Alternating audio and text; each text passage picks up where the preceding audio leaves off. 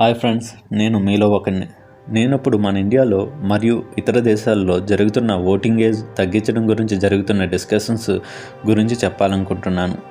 మన ఇండియాలో 1951 నుంచి 52 మధ్య ఫస్ట్ జనరల్ ఎలక్షన్స్ జరిగాయి. అప్పుడు మనం ఓటు వేయటానికి 21 ఇయర్స్ ఉండాలి. దాని తర్వాత 1988లో 61st కాన్స్టిట్యూషనల్ అమెండ్మెంట్ను తీసుకొచ్చి 21 ఇయర్స్ నుండి 18 ఇయర్స్ చేశారు. ఈ ఓటింగ్ రైట్ గురించి మనకి ఇండియన్ కాన్స్టిట్యూషన్లో ఆర్టికల్ 326లో చెప్తుంది.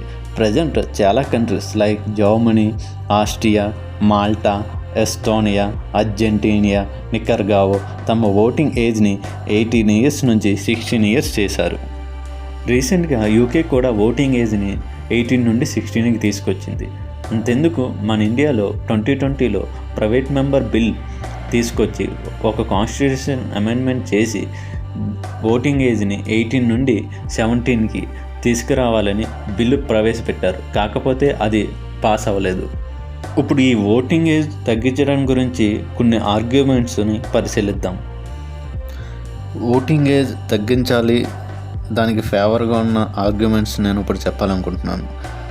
16 ఇయర్స్ ఉన్నవారు ఇండిపెండెంట్గా డిసిజన్ తీసుకుంటారు, వాళ్ళు మెచ్యూరిటీతో ఉంటారు, అలాగే వాళ్ళ ఆలోచన సామర్థ్యం బాగుంటుంది అన్నది ఇలా ఒక పాయింట్. అలాగే జనరల్గా మనం బిలో 18 ఇయర్స్ ఉన్న వాళ్ళకి మాత్రమే ఓటు హక్కు కల్పించట్లేదు, కానీ అబవ్ 60 ఇయర్స్ ఉన్న వాళ్ళకి మాత్రం మనం కల్పిస్తున్నాం.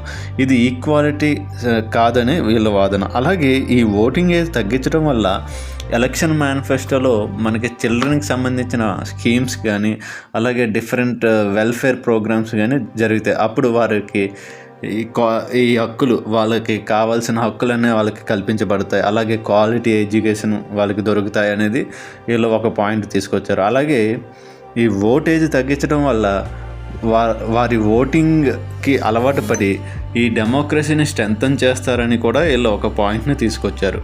ఓటింగ్ ఏజ్ తగ్గించడానికి ఎగ్నెస్ట్గా ఉన్న ఆర్గ్యుమెంట్స్ చెప్తాను. ఈ బిలో 18 ఇయర్స్ ఉన్న వాళ్ళకి మెచ్యూరిటీ కానీ, వాళ్ళ ఇండిపెండెంట్గా డిసిజన్ మేకింగ్ కానీ, వాళ్ళ ఆలోచన కెపాసిటీ కానీ తక్కువగా ఉంటుందని వీళ్ళ ఒక పాయింట్. అలాగే మనకి 2024 లోక్సభ జనరల్ ఎలక్షన్ తీసుకున్నట్లయితే ఈ 18 to 19 ఇయర్స్ ఉన్నవారు జస్ట్ 40% మాత్రమే రిజిస్టర్ చేసుకున్నారు ఓటు వేయడానికి. సో దీన్ని బట్టి మనం చూసినట్లయితే ఈ డిసిజన్ మేకింగ్ అనేది వారికి ఇంకా రాలేదని చెప్పవచ్చు. ఇప్పుడు ఇంకొక పాయింట్, ఒకవేళ మనం ఓటింగ్ ఏజ్ తగ్గించినట్లయితే కొంతమంది మ్యారేజ్ ఏజ్ కానీ, ఆల్కహాల్ కన్జంప్షన్ ఉన్న ఏజ్ కానీ, మిలిటరీ సర్వీస్ ఏజెస్ కానీ తగ్గించాలని డిమాండ్స్ కూడా రావచ్చని ఇంకొక పాయింట్. ఈ ఓటింగ్ ఏజ్ మనం తగ్గించడం వల్ల 16 to 17 ఇయర్స్ మధ్య చాలామంది జనాభా ఉంటారు. దాంతో ఓటింగ్ జనాభా పెరుగుతుంది. దీంతో మనం ఎక్కువ సంఖ్యలో ఓటింగ్ రిజిస్ట్రేషన్ డ్రైవ్స్ చేయాలి, అలాగే అవేర్నెస్ క్యాంపెయిన్స్ చేయాలి, ఇన్ఫ్రాస్ట్రక్చర్ అడ్జస్ట్మెంట్ చేయాలి. దీనివల్ల కాస్ట్ పెరుగుతాయి, అలాగే ఎలక్షన్ కండక్ట్ చేయడం కాస్త కాంప్లెక్స్ అవ్వచ్చు అని ఇంకొక పాయింట్.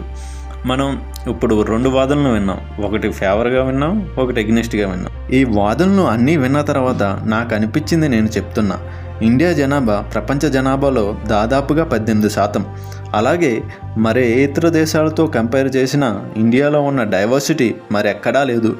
ఇంత జనాభా కలిగిన భారతదేశానికి ఎలక్షన్ కండక్ట్ చేయటం అనేది ఆసామాసి కాదు. ఓటింగ్ ఏజ్ తగ్గించడం అనేది చాలా ఆలోచించి తీసుకోవాల్సిన నిర్ణయం. కాబట్టి అన్ని రంగంలో ఉన్న ఎక్స్పర్ట్స్ని విస్తృతంగా డిస్కస్ మరియు సర్వే చేసి నిర్ణయానికి రావడం మంచిదని నా అభిప్రాయం. అలాగే మీరు ఏమనుకుంటున్నారో కింద కామెంట్లో తెలపండి.